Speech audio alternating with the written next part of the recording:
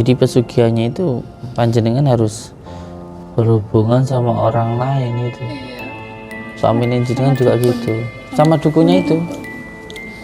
Bukan sama dukunnya, yang pertama itu sama orang lain, tapi setelah gagal itu katanya dia harus sama dukunnya itu terus mau dibayarkan hutang-hutangnya, tapi ternyata juga bohong.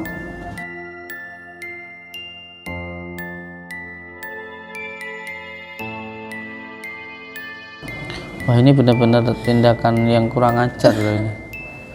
Ini tindakan yang benar-benar. Sampai bilang gini ini, Dar, seandainya saya nggak punya utang, saya mau ke tempatnya Gus Samsudin, saya mau ngabdi ke sana, saya udah nggak mau ngelihat ke duniawi lagi. Dia bilang nggak gitu. Bener Gus, aku nggak mau nggak nengok ke belakang, yang penting aku udah bayar hutang-hutangnya. Aku ikut Gus di sini, aku mau bertobat di sini pun aku siap Gus.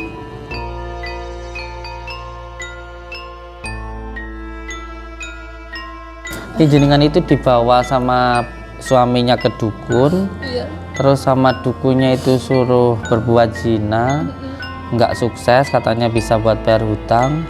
Terus setelah suruh zina nggak sukses, terus sampai diajak zina sama dukunnya itu. Terus setelah diajak zina sama dukunnya itu, suami sampean tahu malah nyerahin sampean itu.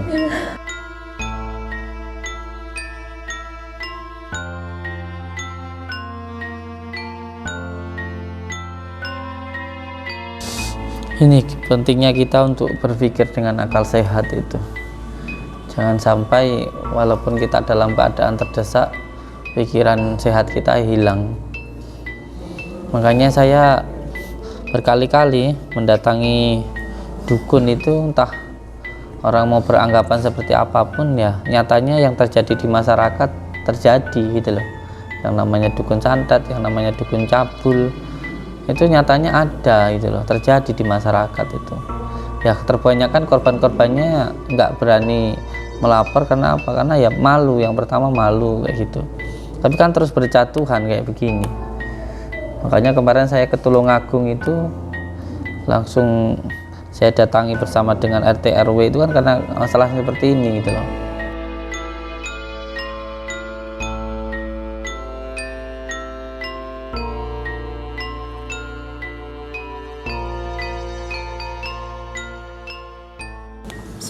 Allahu Akbar. Oh belum. Waalaikumsalam.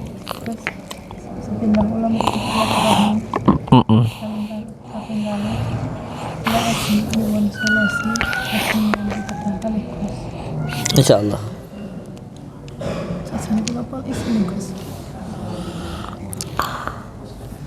Ajeng setahun, sudah 1 tahun problem rumah tangga aku hancur Gus. Tapi itu langkah dari suami saya, karena terlilit hutang yang terlalu banyak, nggak bisa membayar. Akhirnya suami saya mengambil jalan pintas Gus, pergi ke dukun untuk mencari pesugihan. Terus pesugihan itu gagal. Setelah pesugihannya gagal, suami saya lari ke perempuan Gus. Terus rumah tangga saya semakin goncang sehingga aku berpisah sama suami saya Gus. Terus utang-utangnya itu terbebani ke aku semua. Suami saya pergi ke rumah. Mohon solusinya Gus, gimana aku bisa membayar hutang-hutang itu? Saya mohon minta berkahnya Gus. Lantaran aku kesini, nanti sepulangnya aku bisa berusaha bisa membayar hutang-hutang aku Gus. Amin. Ini nanti ada amalan khusus ya, khusus untuk membayar hutang, yaitu nanti kasih panduannya, kitabnya. Nanti duduk langsung di tanah, baca ya hayyu ya qayyum bi rahmatika astaghis ya.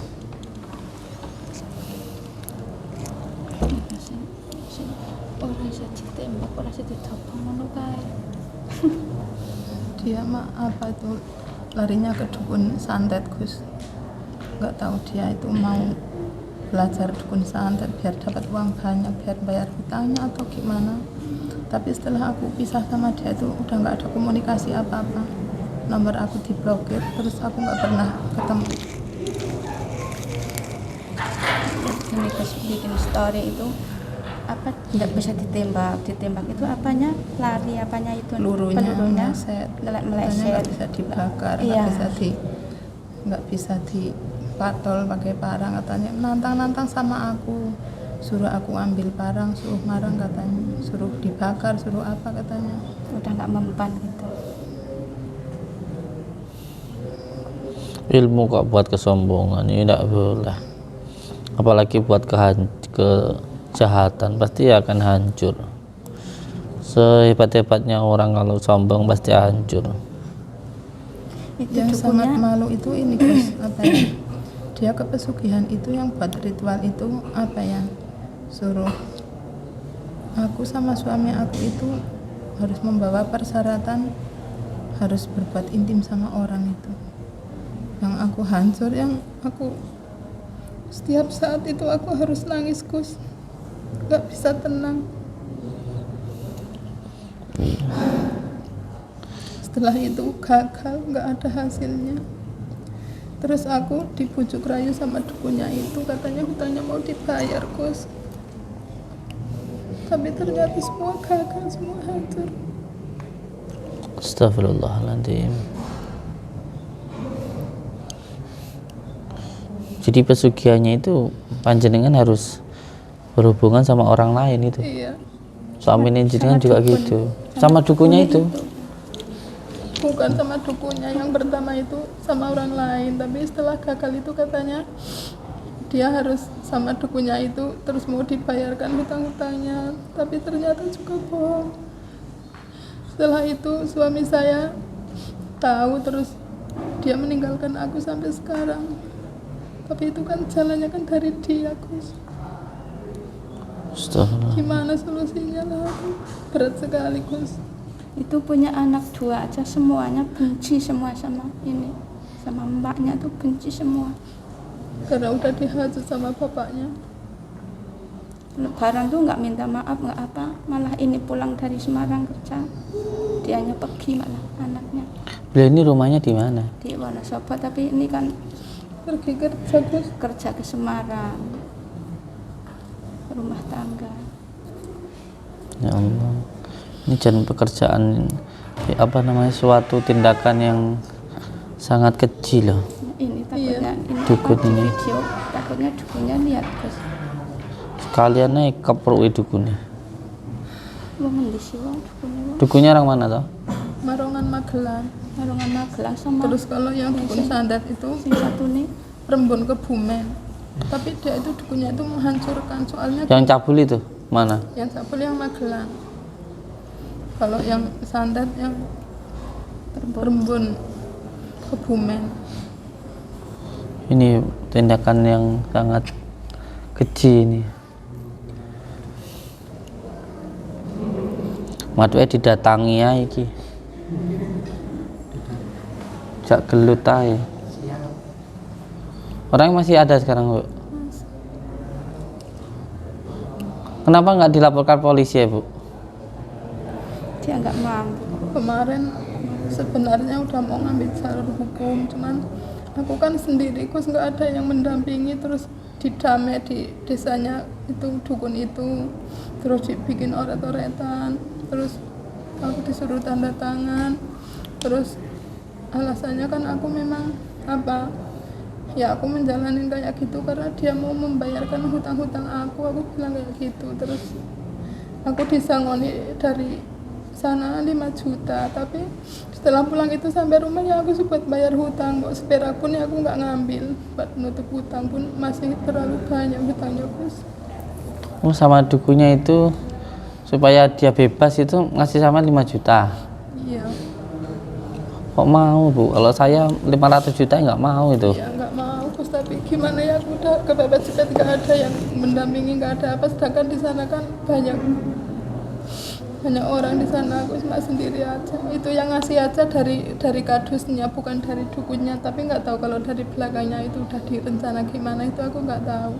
Tapi karena aku sangat berat, sangat kepepet banget, aku dikejar hutangnya terlalu banyak, itu aku terima terus. Wah, ini benar-benar tindakan yang kurang ajar loh ini.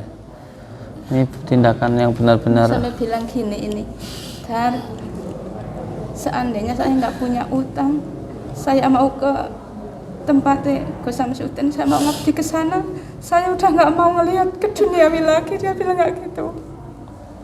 Bener Gus, aku nggak mau nggak nengok ke belakang. Yang penting aku udah bayar hutang-hutang ini, aku ikut Gus di sini, aku mau bertobat di sini pun aku siap Gus.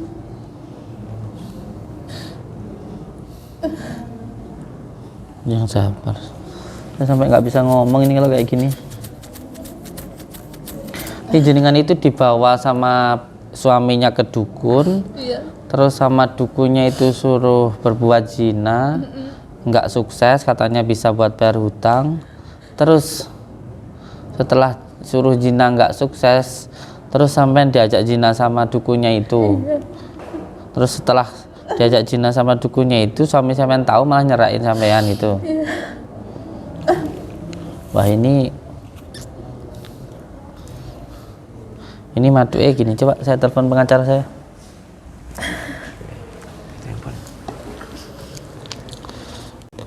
Halo, assalamualaikum. Ini saya Gus Samsudin. Ini gini nih, ada pasien saya ini kan datang. Ada tamu saya datang ke sini. Terus beliau ini dulu diajak sama suaminya ke dukun. Iya toh? Nah, terus ketika sudah sampai di rumah dukunnya itu, sama dukunnya dikasih pesugihan gitu. Dikasih pesugihan, suruh selingkuh sama suami orang gitu. Jadi suaminya selingkuh, istrinya juga suruh selingkuh gitu. Itu syarat pesugihannya kayak gitu. Terus habis itu setelah dilakuin ternyata nggak sukses, ngapusi. Nah, terus nggak sukses, terus ibu ini sama dukunnya itu diselingkuhi gitulah, dicabuli gitu loh. Dicabuli, terus suaminya itu tahu, terus akhirnya dicerai sama suaminya. Belum dicerai. Belum.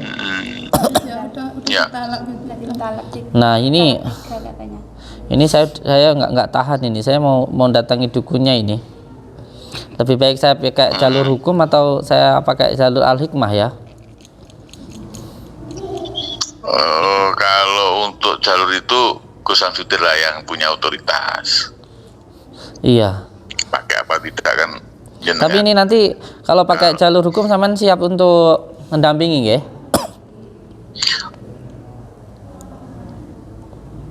Kalau ada unsur hukumnya ya kita bilangin, kita dampingi. Kalau enggak ada kan juga percuma. Kalau urusan orang sama-sama dewasa Gus, itu selingkuh dan selingkuh itu kan memang ada sih 284 gitu kan. Tapi kan ini pencabulan. Selingkuh itu Pak pengacara. sebenarnya selingkuh itu tidak ada sebenarnya. Iya, tapi masalahnya ini kan bukan hanya sekedar selingkuh suka sama suka, tapi kan ini dukun gitu loh, dukun. Terus setengahnya ya memaksa lah ya Bu ya. Iya. Intinya kan dibohongi kayak gitu loh, katanya bisa keluar uang kalau nanti melakukan pencabulan tadi, mau disetubuh itu katanya mau keluar uang, nyatanya nggak ada uang gitu loh. Iya, tetapi kalau bukti kan, kalau hukum nanti ada bukti-bukti Gus, ada Ya. bukti-buktinya nggak nantinya gitu maksud saya itu. Iya, mungkin nanti saya tanyakanlah untuk bukti-buktinya ke ibunya ini. Masalah itu itunya. lebih ditanyakan aja, lebih konkret. Soalnya Pasti ini juga namanya ditipu ya, ditipu pasti lah itu bisa ya kan, tetapi harus ada bukti-bukti ya, itu aja intinya. Selain itu kan masalah ini juga pernah diselesaikan di desa ya Bu ya. Iya. Diselesaikan di desa, terus beliau Sampai seperti itu. terus disangoni 5 juta kayak gitu. Disangoni 5 juta, tapi uang 5 juta itu uang apa loh? Nggak sama sekali nggak sebanding sama kehormatan beliau, nggak sebanding Benar. sebanding dengan kehancuran rumah tangga beliau. terus nggak sebanding juga dengan apa namanya harkat martabat beliau gitu loh. Iya, benar. Dan ini terjadi terhadap ibu-ibu itu loh, karena terpaksa tertekan katanya bisa bayar hutang, nggak taunya hanya dibohongi gitu loh. Nanti sampean bantu saya ya, bantu untuk laporannya ke segi hukum ya, saya tak proses ke sananya. Bagus itu. Ya nanti kita laporkan, saya bantu.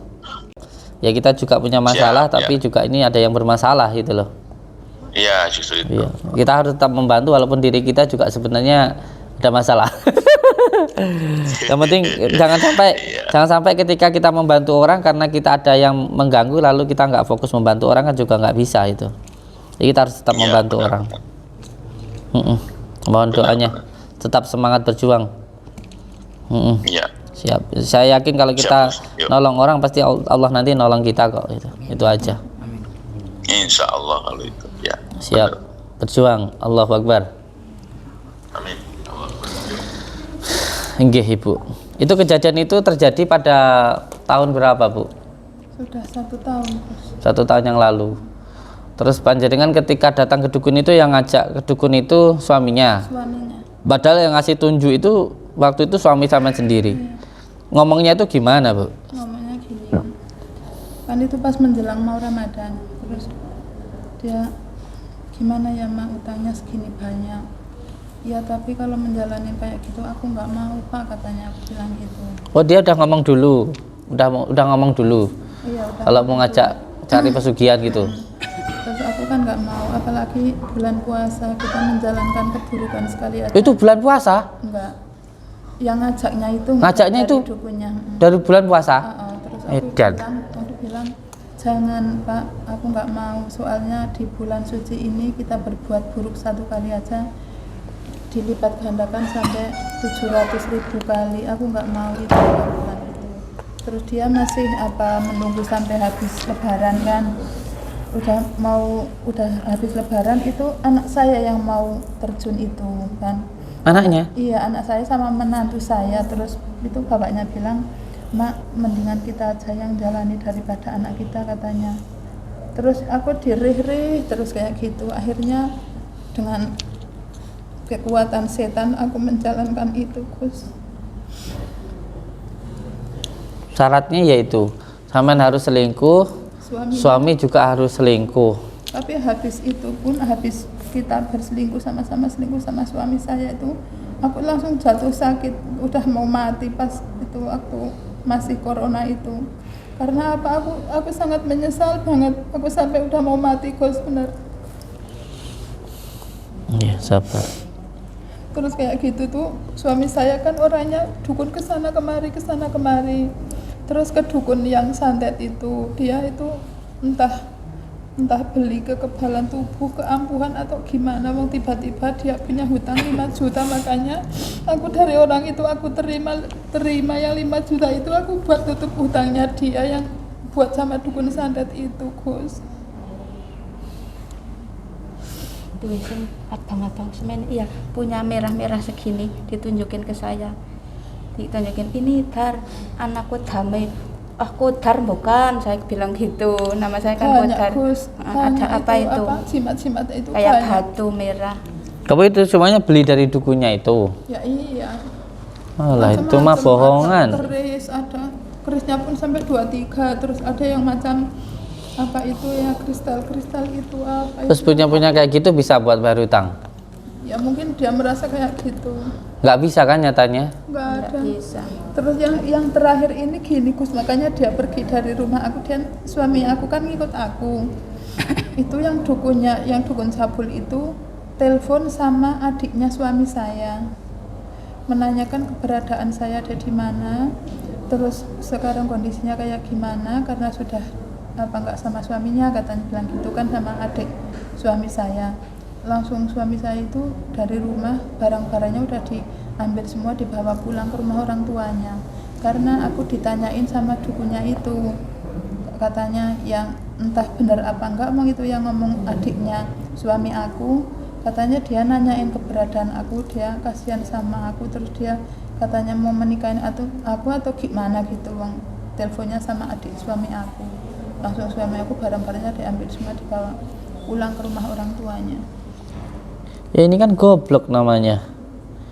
Ini namanya goblok. Sudah jelas-jelas kalau dukunnya ini menyesatkan, terus mau menghancurkan, kok masih dipercaya? Kan aneh seperti ini. Sudah jelas-jelas disuruh selingkuh.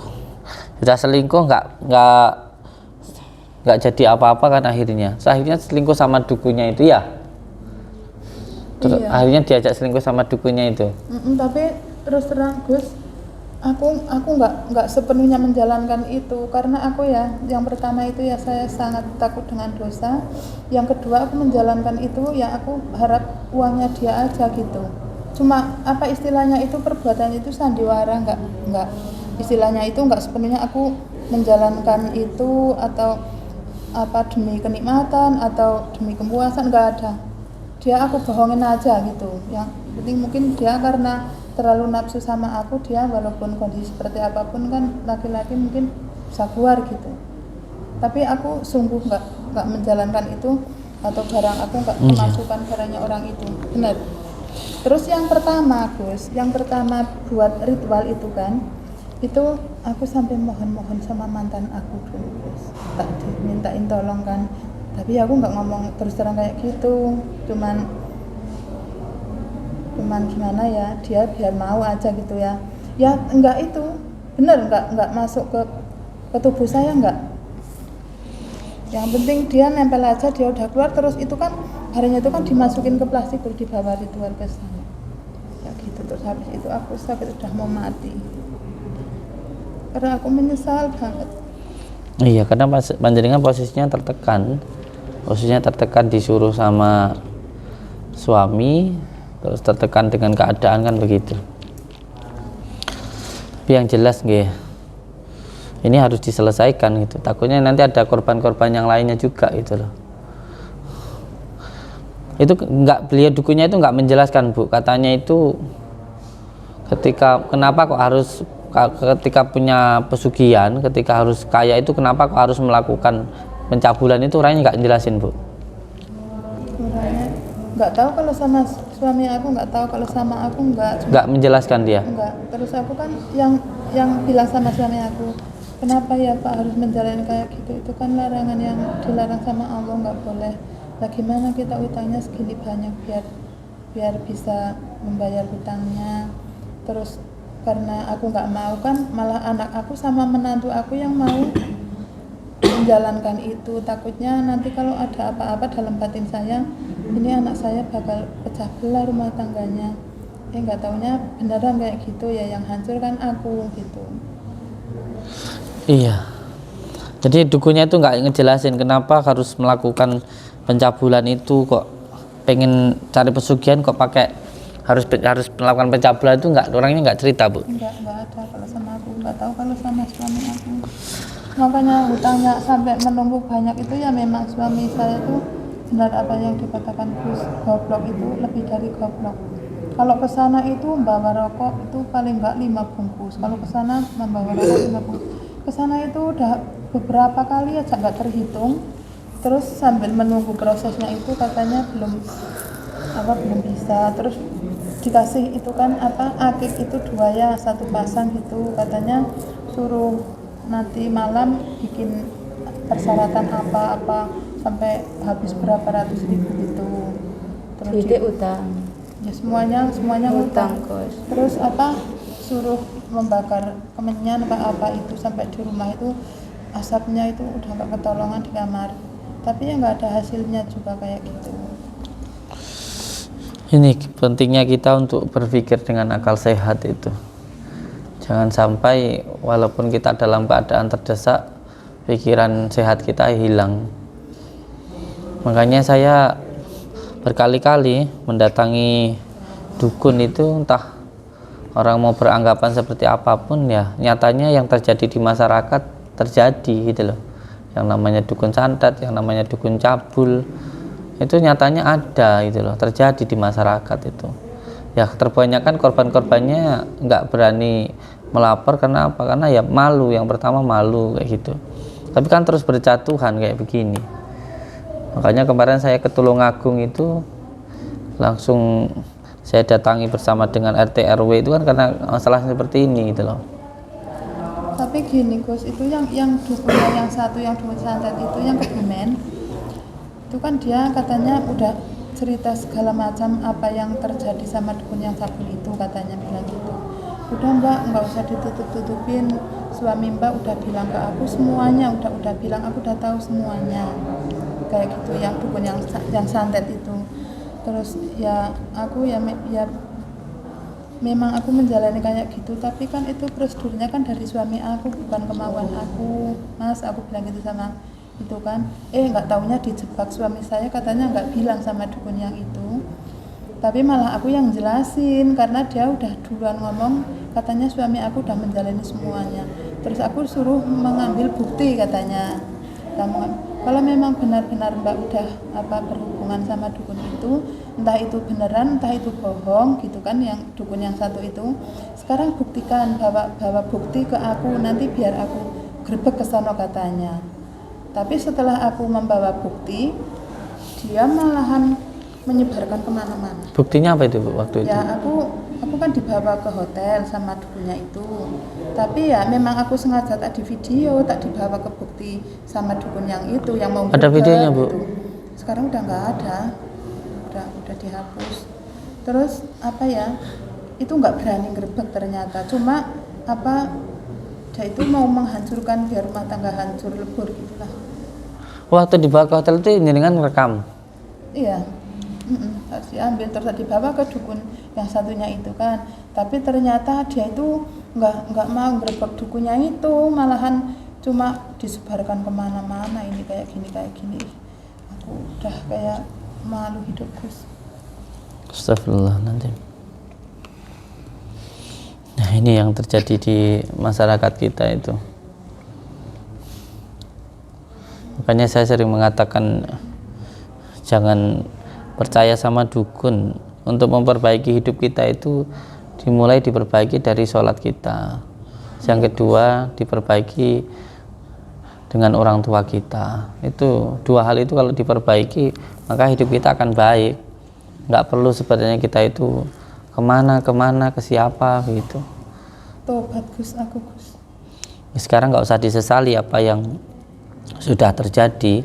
Yang terpenting sekarang itu diperbaiki, bukan disesali, karena nggak akan ada gunanya juga disesali gitu. Yang penting sekarang diperbaiki. Alhamdulillah kita masih diberikan hidup oleh Allah, berarti masih diberikan kesempatan gitu loh. Selama kita ini masih hidup, berarti kita itu masih diberikan kesempatan oleh Allah untuk memperbaiki hidup kita. Makanya saya itu kalau lagi ada masalah yang mungkin sangat luar biasa menurut saya, ya saya ke makam.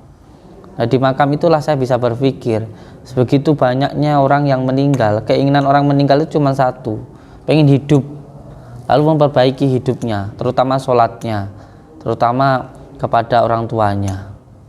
Jadi kita yang masih hidup ini masih ada harapan. Itulah Al-Quran itu datang dengan memberikan harapan. Makanya setiap orang hidup itu pasti ada harapan, walaupun orang itu melakukan sebuah keburukan, masih ada harapan nanti di akhir hidupnya masih diberikan pertolongan, hidayah oleh Allah. Ada orang nakal masih punya harapan anaknya bisa menjadi anak yang baik. Pokoknya selama kita hidup, selama itu juga kita masih punya harapan. Dan jangan pernah berputus asa dari harapan kita kepada Allah Subhanahu wa Ta'ala. Jangan sampai kita mengharapkan sesuatu dari manusia, karena itu hanya akan menjadi sesuatu hal yang tidak berguna. Jangan sampai ketika kita ada masalah kita mengharapkan bantuan dari orang, karena itu hanya akan menjadi sesuatu hal yang sia-sia. Tetapi berharaplah kepada Allah Subhanahu wa Ta'ala, karena ini nanti pasti akan ada jalan penyelesaiannya. Dan yang lebih penting lagi, jangan sampai datang ke dukun lah. Jangan sampai datang ke dukun, karena ini nanti akan, terutama maksud saya dukun-dukun yang oknum seperti ini ya, dukun-dukun yang pesugihan, dukun santet, itu nggak ada. Yang namanya pesugihan itu ya yang maha kaya itu hanya Allah. gitu loh. Kalau kita percaya kepada makhluk gaib, ya kita harus lebih percaya kepada yang maha gaib, yaitu Allah Subhanahu wa Ta'ala. Makanya ketika kita nggerebek dukun, banyak orang yang nggak percaya, tapi nyatanya ya terjadi di masyarakat kita gitu loh. Terjadi nyatanya di masyarakat kita seperti ini. Terus pas lebaran kemarin katanya suami aku kerja di Jogja nggak pulang katanya, tapi ternyata dia pulang di rumah orang tuanya kan. Aku berkesepakat sama menantu aku bersilaturahmi ke mertua kan, ternyata suami aku ada di situ. Wah, aku di situ diolok-olok habis-habisan sama keluarganya situ ya, termasuk suami aku juga. Aku dibilangin lonte, aku dibilangin wah apa segala macam, binatang, hewan, babi, apa segala macam. Tapi aku diam aja, terus aku nggak bilang apa-apa. Apalagi itu pas lebaran aku bilang aku kesini nggak mau berantem, aku kesini cuma mau silaturahmi sama bapak sama ibu, cuma bilang gitu aja. Tapi aku udah wah diurukin suara sama adiknya suami aku sama suami aku sama, padahal di situ penuh orang pas lebaran itu.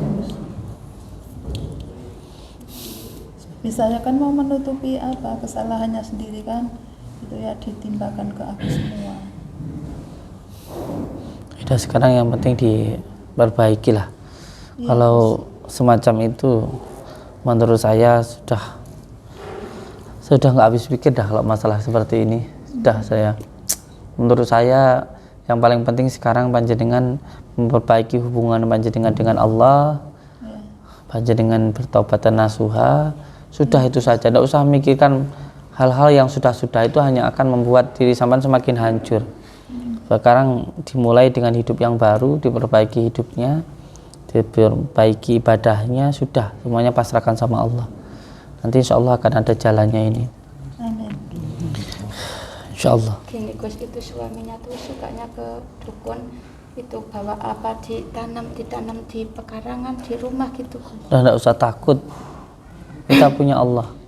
Nggak usah takut, nggak usah khawatir. Saya mohon maaf, saya mah dukun santet modal kayak gimana pun saya nggak takut sama sekali saya nggak takut. Bukan karena saya itu punya ilmu, bukan, karena saya punya Allah.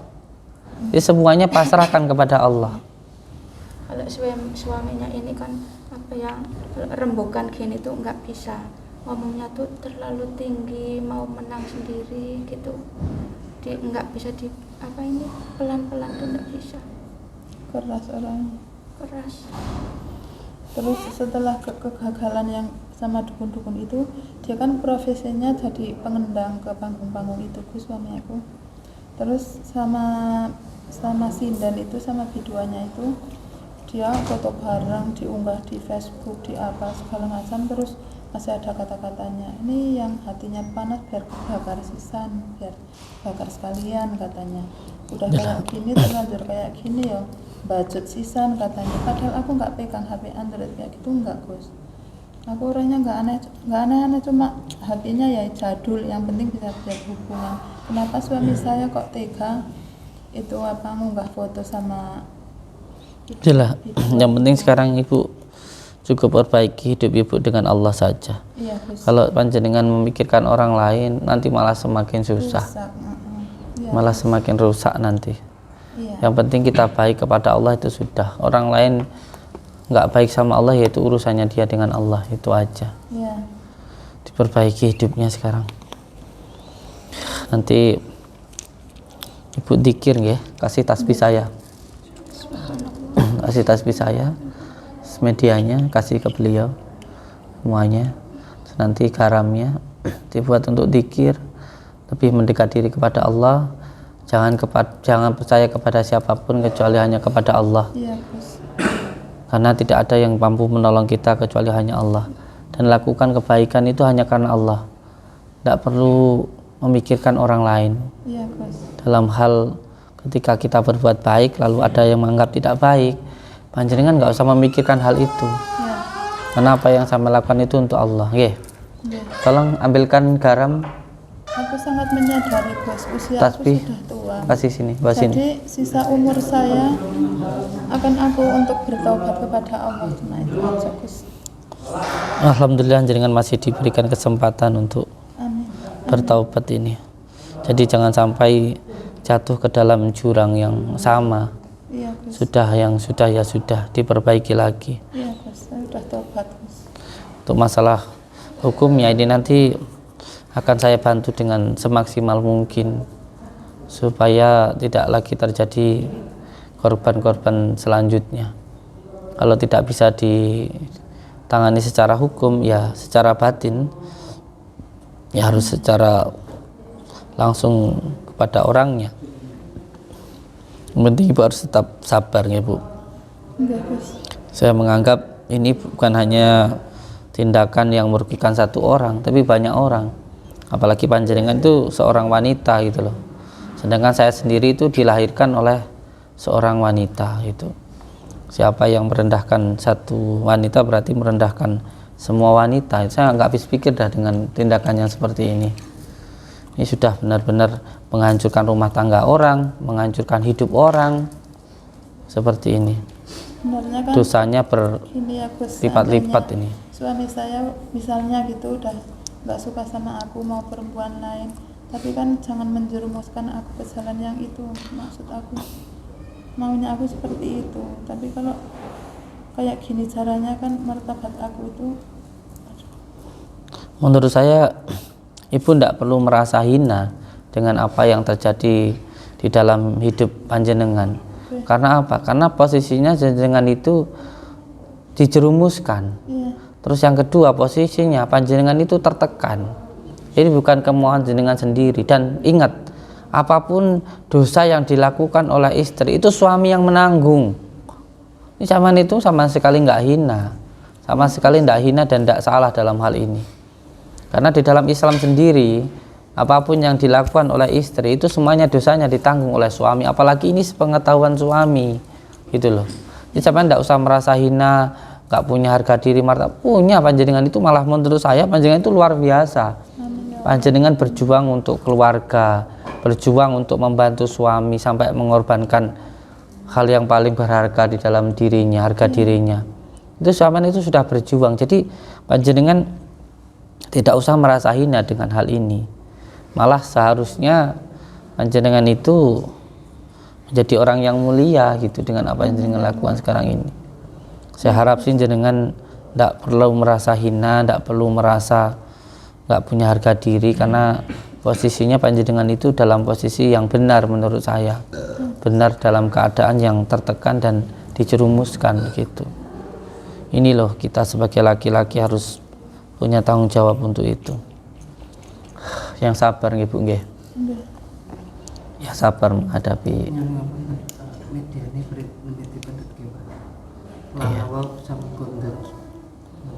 Iya, nanti media-media ini panjenengan gunakan untuk berzikir kepada Allah. Karena setiap masalah itu sebenarnya yang paling penting kita itu mendekat kepada yang memberikan masalah, yaitu Allah Subhanahu wa Ta'ala, bukan kepada manusia. Maka ketika kita ada masalah, jangan tambah masalah lagi dengan kita datang ke oknum dukun seperti itu.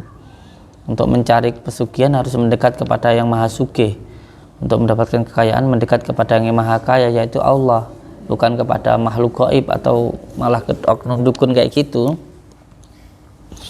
Jadi ketika ada masalah harusnya kita lebih mendekat kepada Allah dengan cara diri kita ini mendekatkan diri kepada Allah, masuk ke dalam diri kita sendiri, memperbaiki diri kita sendiri. Makanya saya setiap ada masalah tidak pernah sekalipun saya menyalahkan orang lain.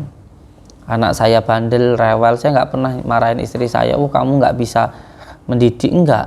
Saya selalu menyalahkan diri saya sendiri untuk bisa lebih memperbaiki saya dengan keluarga. Ketika ada masalah dengan santri-santri saya, semuanya sholat malamnya mungkin ada yang nggak ikut, ya saya tidak pernah menyalahkan pengurus saya menyalahkan diri saya sendiri. Supaya apa? Supaya mungkin kalau saya ikut sholat malam, santri saya juga akan sholat malam. Jadi jangan sampai menyalahkan orang lain. Termasuk panjenengan, saya harapkan ketika ada masalah lebih baik mendekat diri kepada Allah, bukan meminta bantuan kepada ke dukun-dukun kayak gitulah intinya. Makanya ketika seseorang datang ke saya contohnya, saya hanya mengarahkan untuk melakukan sesuatu hal yang baik, sholatnya, zikirnya, kalau pengen usahanya lancar, harmonis rumah tangganya, itu saja yang saya lakukan. Kalau masalah hasilnya nanti saya pasrahkan kepada Allah. Nggak ada satu orang pun yang bisa menyelesaikan masalah orang lain, tidak ada. Apalagi hanya sekedar spiritual ataupun dukun seperti siapapun lah, itu hanya mengarahkan kalau memang dia dukun yang baik atau spiritual yang baik. Jadi penting untuk dipahami ketika orang datang, contoh panjenengan datang ke saya itu hanya mengarahkan, memberikan jalan. Nah nanti orang itu harus mau menjalani sendiri. Jadi bukan terus ngasih jalan yang sesat seperti itu, bukan. Itu malah memberikan jalan yang sesat dan menyesatkan, malah itu menghancurkan, dosanya luar biasa itu. Aku dari bulan puasa itu aku berangkat bekerja di Semarang, puasa sama 4 bulan di sana. Terus aku buat nyicil hutang-hutang itu karena terlalu banyak orang yang kami hutangi itu kan udah. Tasbihnya mana? Saya minta tasbihnya tadi kan. Biar aku kurang beban pikirannya gitu. Ya.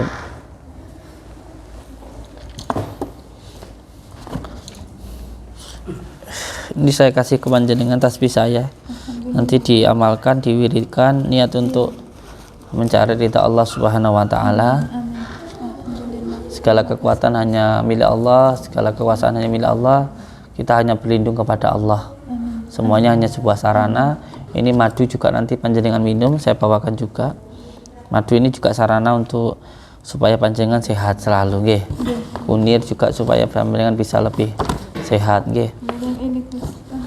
Ya, khusus untuk yang ini aja jenengan. Nanti itu bisa yang kedua, yang penting ini aja dulu. Dan semoga panjenengan semuanya diberikan kesehatan oleh Allah Subhanahu wa taala, nggih. Doa ambil doa. Nanti untuk alamatnya, waktu kita ketemuannya, laporannya disiapkan, nggih. Bisa bantu. Assalamualaikum warahmatullahi wabarakatuh.